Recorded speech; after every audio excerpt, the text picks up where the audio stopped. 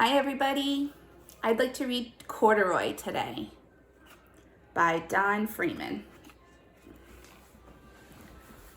Corduroy is a bear who once lived in the toy department of a big store. Day after day, he waited with all the other animals and dolls for somebody to come along and take him home. The store was always filled with shoppers, buying all sorts of things, but no one ever seemed to want a small bear in green overalls. Then one morning, a little girl stopped and looked straight into Corduroy's bright eyes. "Oh, Mommy," she said, "look, there's the very bear I've always wanted." "Not today, dear," her mother sighed. "I've spent too much already. Besides, he doesn't look new. He's lost the button to one of his shoulder straps." Corduroy watched them sadly as they walked away. "I didn't know I'd lost a button," he said to himself. "Tonight, I'll go and see if I can find it." Late that evening, when all the shoppers had gone and the doors were shut and locked, Corduroy climbed carefully down from his shelf, searching everywhere on the floor for his lost button. Suddenly, he felt the floor moving under him. Quite by accident, he had stepped onto an escalator, and up he went. Could this be a mountain, he wondered? I think I've always wanted to climb a mountain. He stepped off the escalator as it reached the next floor, and there, before his eyes, was a most amazing sight. Tables and chairs and lamps and sofas and rows of beds.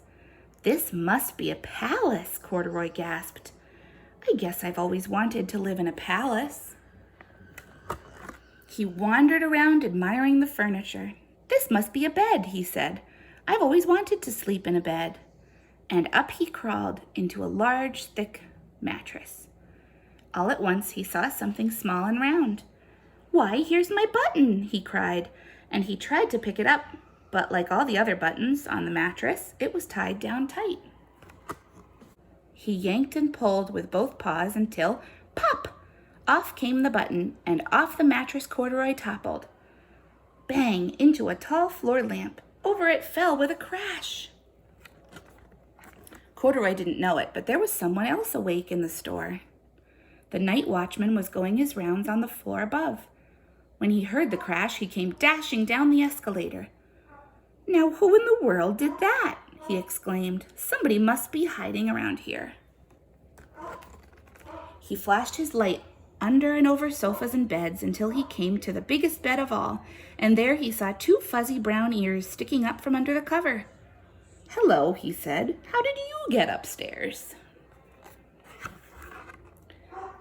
The watchman tucked Corduroy under his arm and carried him down the escalator and set him on the shelf in the toy department with the other animals and dolls.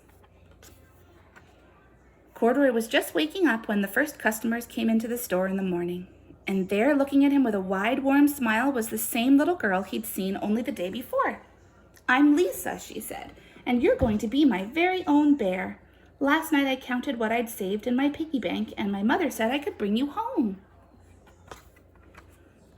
"Shall I put him in a box for you?" the saleslady asked.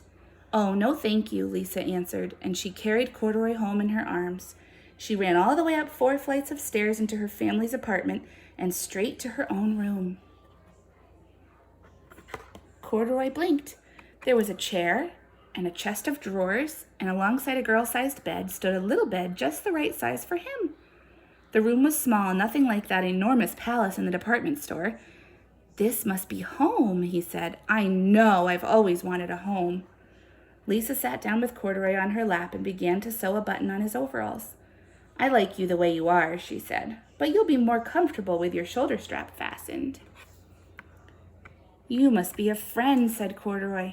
"I've always wanted a friend." "Me too," said Lisa, and gave him a big hug. And that's the end of Corduroy. Thanks for listening, everybody. I hope you enjoyed that story. It's one of my favorite ones. Bye.